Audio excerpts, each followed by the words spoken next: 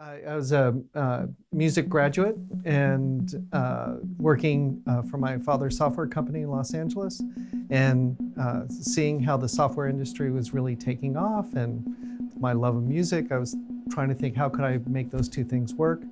Came up to the Bay Area, where so much of this activity was going on in game development and with the various companies that were making tools for audio people, and interviewed at every company that did one of those kinds of things, and happened to come to Broderbund Software just as they were looking for someone who could help drive audio as they were getting ready to make these elaborate CD-ROM products that could now have, for the first time, recorded voice and recorded music and things like that. It was a really interesting thing because my boss, who actually had come from film, knew for a fact that audio was going to be an important part of it. But my actual first title was Media Lab Coordinator. And so he justified with the company, hey, we're gonna be experimenting with these new visual and audio things, and I just need someone who can kind of oversee those projects.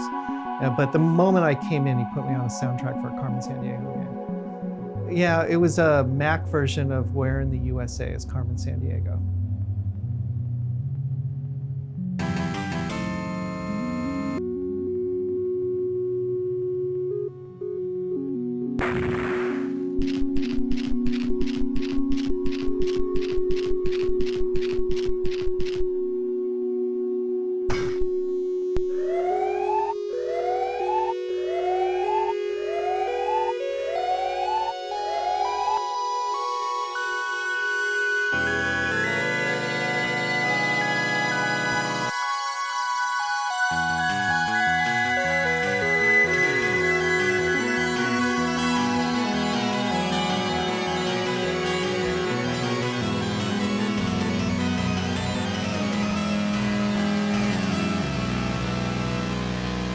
The Macintosh version that we did was sort of the first attempt to make a richer soundtrack for a Carmen Sandiego game.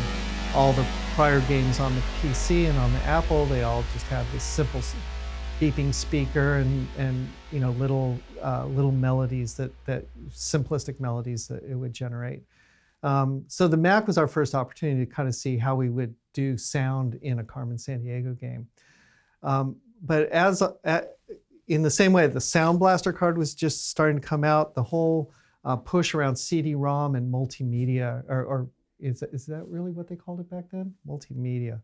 God, so long ago and so funny to think about.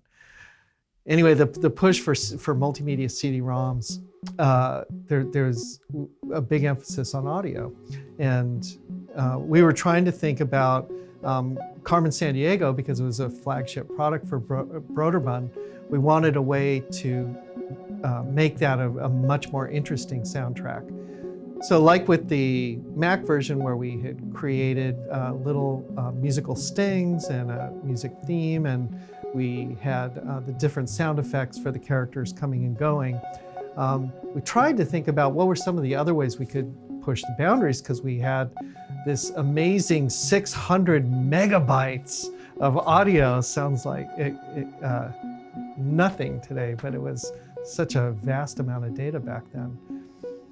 And one of the things we did, so Where in the World is Carmen Sandiego was really the lead product, and we did a deal with the Smithsonian to license music from around the world from them. And we hired an ethnomusicologist to join the team, and he just started pouring through their archives. And what we wanted was a little musical excerpt that would give the flavor of the different countries that you would go to. And that also was just such a fun project to think about, you know, oh, what's the music that we're going to use for France? What's the music we're going to use for Japan? And it really did give this extra dimension to feeling like, you know, there were these qualities of these different parts of the world. So we would get little loops of these pieces of instrumental music, and they would just loop while you were in that country. Really incredibly fun. The other thing that we did with that is we went to the international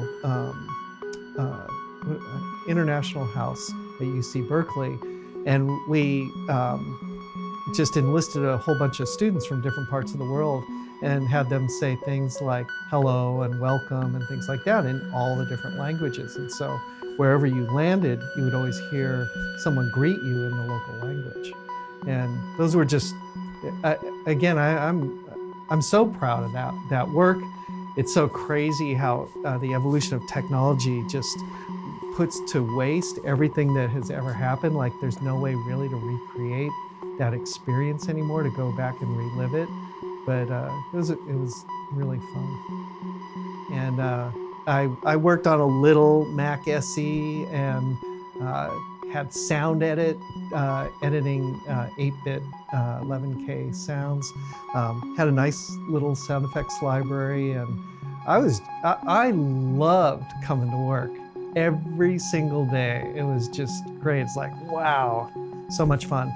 And then we had licensed this music playback engine for the Macintosh. I forget what the company was called, but anyway, you could create these digital instruments, 4 tracks, and so I could use things like little violin type things, or bass, or drums, or whatever, and it just make these little sort of interstitial, like dramatic stings and things like that. There was a really simple theme, single melody theme that had been put into Carmen Sandiego before, and I elaborated that into a fuller arrangement. That was, again, this was developing for the Mac, and so the Sound Blaster hadn't even come out at that point. The ad-lib card, and I don't know how much you've gotten into what all these devices do, but on the Mac side, the Mac had the digital audio capabilities that we're all familiar with today. It could play back natural sounds, and there were ways that you could make it do rich music.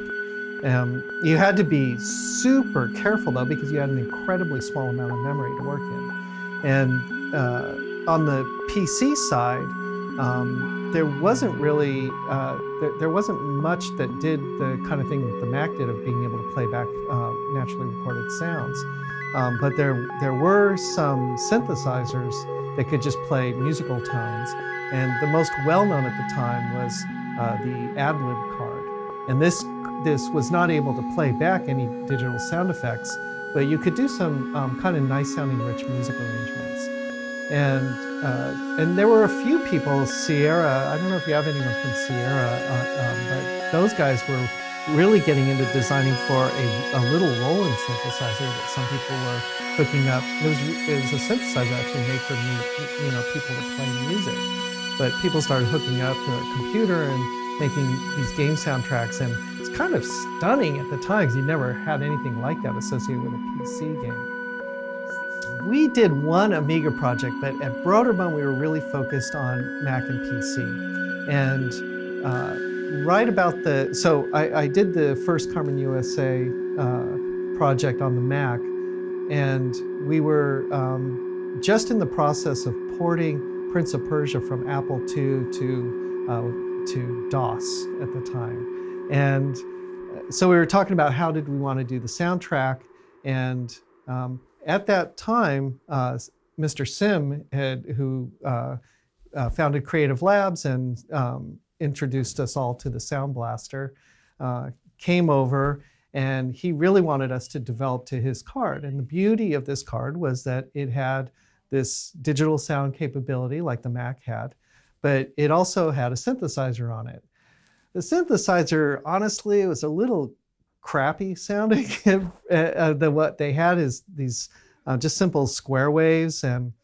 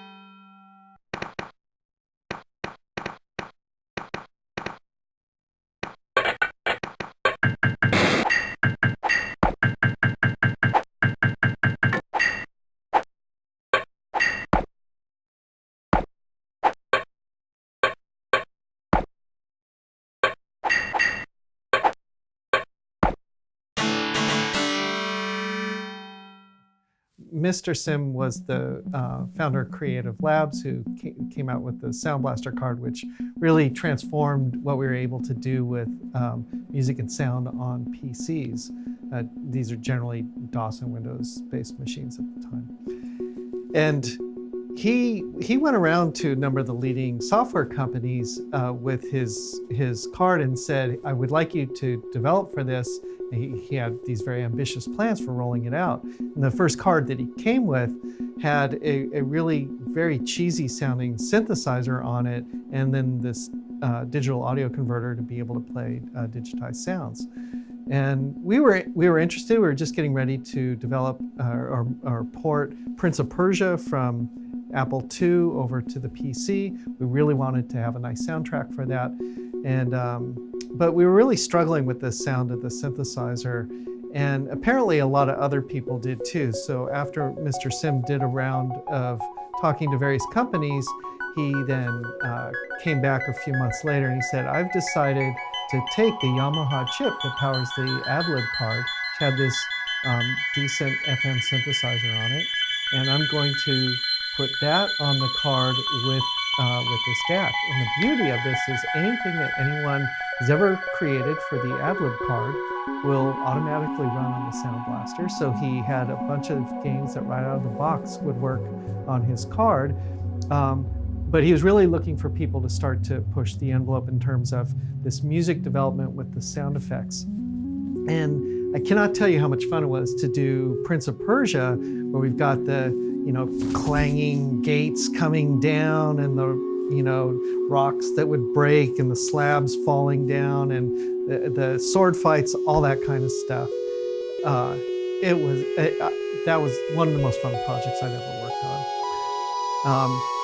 We got all of the sound effects into 125 kilobytes of audio, very, very compact, but had a lot of nice variation to it. Made the game really fun and tactile to have those kinds of sounds. Jordan Mechner, who's the creator, his father had written the soundtrack for the game, and it was my job to arrange that. We arranged it for the Yamaha synthesizer. I don't think we did an MT32 version at the time, but we had a strong partnership with Tandy at the time, who had a computer sold a lot, and it had a little 3-voice synthesizer on it. It's very cheesy, but we created a nice version on that. And it was the first game that came out supporting both sound effects and music on the Sound Blaster card. And like I said, just incredibly fun to work on. It was a from the ground up audio, because on the Apple II, all you had were just the speakers that go beep appropriately. The PCs, that was the problem with them as well. And again, I don't know if anyone has spoken to this technically or if it's too technical to be of interest, but those very simple speakers in PCs and the early Apple computers could only make a buzzing sound. And the way that it did that was the speaker had 2 states, all the way out and all the way back. So you just could create square waves, which is a sort of harsh buzzing sound. And we use this to make beeps all the time. In fact, I had the engineers at Broderbund write me a little C program. I would actually go in and just modify. I would write little mathematical functions to make like swoops and things of pitches that would change either linearly or logarithmically.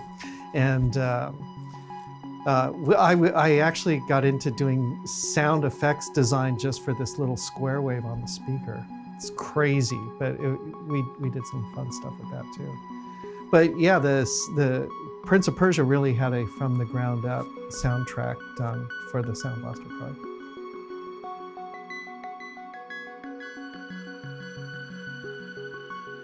The bigger constraint was not just how many minutes of audio could you fit on the disc, but the RAM that the machine had was really a challenge. So you could only move so much audio into the system for playback. And I think, you know, we all the people who were doing music back then, all the different teams of engineers at the different companies, we all had different approaches to how we would do that. Our feeling was that we wanted to put a lot of voices and sound effects, and occasionally we used recorded music, but this was the beauty of the Sound Blaster card, was that there was this music synthesizer, and you could just write an amazing amount of music. In essence, what you were putting sort of the equivalent of a text file to describe what the music was to the synthesizer. That stuff could just play forever. It could be, you know, infinite variations. And then just really focus the digital recorded stuff on voices and dialogue and sound effects and things like that. And that was at least the approach that we took at Broderbund. By the time you got to CD-ROM, there was an assumption with multimedia being this big thing with Windows 3. There was this assumption that CD-ROM experiences would run on a sound card. And this is part of why the Sound Blaster card really took off at the time. I think everybody was just very excited. Sound Blaster card was cheap, you know, and a great add-on because you put it in and these games just came to life. But we still actually shipped games on on 3.5-inch floppy disks.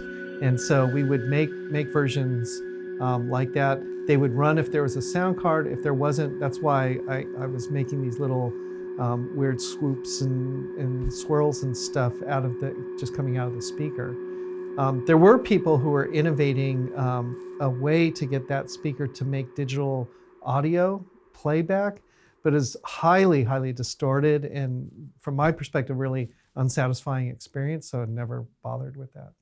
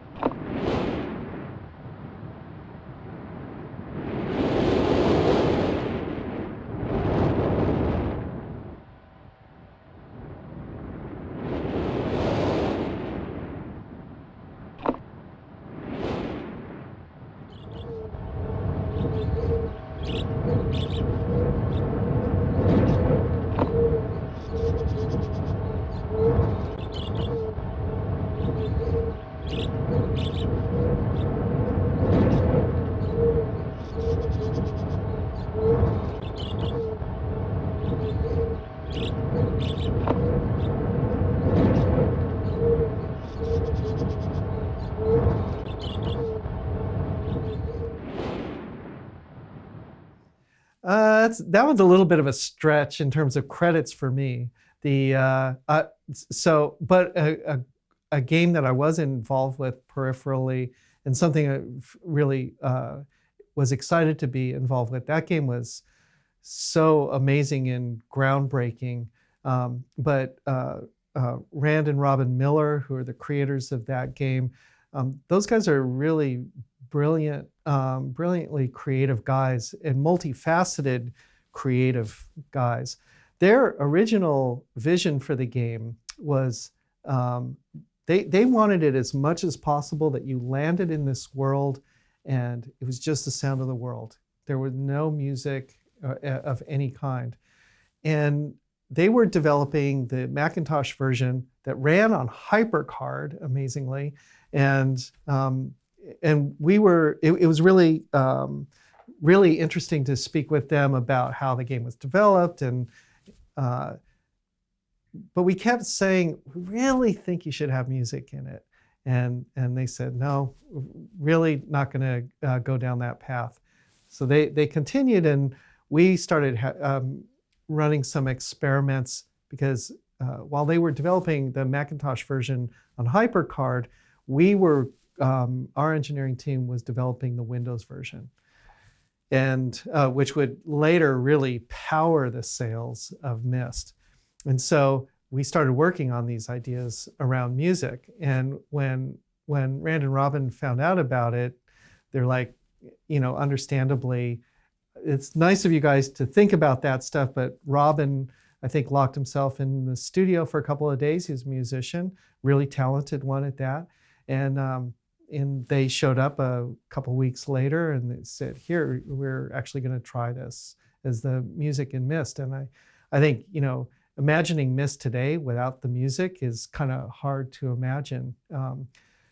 So I would, the only real involvement I had was just helping them migrate the work they did on the Macintosh over to the Windows environment. But in that process and in that conversation, arriving as a team on this notion of having music in the product.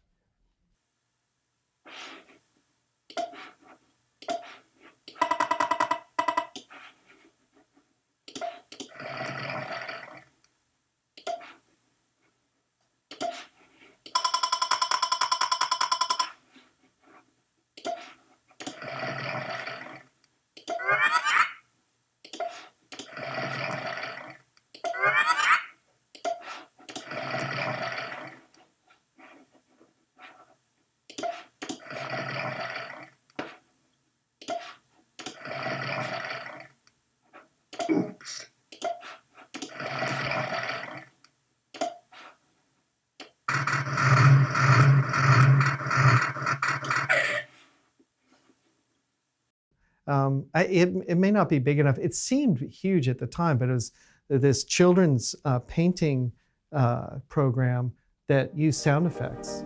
And it was the first time to ever do that kind of thing.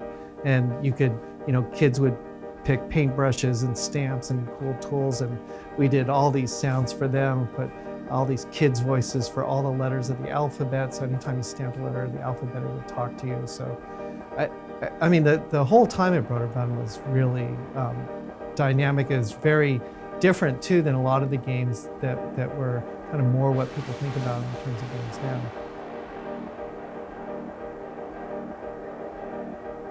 now. The founder of LeapFrog, Mike Wood, had this notion that helping kids learn educational things about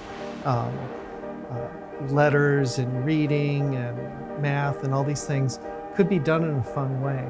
And so his whole notion was making toys that would be fun games to play with, but that would help young kids start to learn some of these things and could be a supplement to school.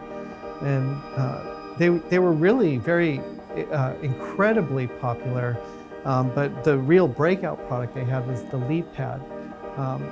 And the LeapPad is very interesting in its relationship to Broderbund. One of the very most popular titles for CD-ROM at the time, because it really demonstrated what was possible, was something called Living Books. And Living Books were these famous children's books that had been fully brought to life as an interactive experience. And they had music soundtracks and We would write all these jokes for the characters on the page to do when you'd click on them that were separate from what just the plain book text was. But kids could help. It was an aid in learning to read because you could click on words and they would highlight and they would speak to you and help kids learn how to read that way. Well, the LeapPad took this notion and made it into a toy that didn't require a computer, and it was a kind of notebook type of thing that you would open up, and you would buy these small paper books that you could place in it, and it had this stylus, and you could do the same kind of thing that you did in living books without doing it on a computer. You could just carry this anywhere, and you would touch on a point on the page, and for the words, you could have the individual words pronounced for you. You could have it read the whole thing to you. You could, and same thing of creating little vignettes of clicking on the different characters, and they would do these various entertaining things. When I joined LeapFrog, I actually joined as the executive producer, so I headed up the team of producers that designed all the books. And they had a separate audio department there at the time. Ultimately, I would end up managing all the production parts of all the books and the Leapster games. But my start was helping the teams design all these books. And we went on this campaign to just make as many of those books as possible. So I worked very closely with the audio team It's funny because we had gone all this way with CD-ROM and sound cards in terms of starting to stretch out. And now all of a sudden my world has snapped back to this more trailing edge technology that was, because it was very inexpensive, could get built into toys. So we're back again at very, very small, very limited amounts of dialogue that we would record. It also had a little synthesizer on it, so the music could be done that way without taking up a lot of space. So the LeapPad was hugely popular. It's just an insane breakout product for LeapFrog, and enabled LeapFrog to start to look at other areas. And the product, the next big piece of hardware that they came out with was called the Leapster, and it was a handheld gaming system that was focused entirely on educational content. And we just went and recreated the same kinds of experiences we could in the book, but on a handheld device that had a little screen, so you could it's the same thing. The characters would talk to you, you could read with it, you have all these games, educational games. It had so much similarity to the work we were doing at Broderbund, because Broderbund, though it started as a game company, it really was trying to find these other kind of areas, and Carmen Sandiego in particular kind of spearheaded, along with things like Oregon Trail and other games, this notion of, I hate the word edutainment, but it was this idea that you could play some fun things and kind of learn stuff as you were doing that. They still ended up being games in reality, but we did actually, at Broderbund and also at LeapFrog, have people who had educational expertise. And we would think about, what pedagogy could be included with any given game. But at the end, we really wanted to make them fun.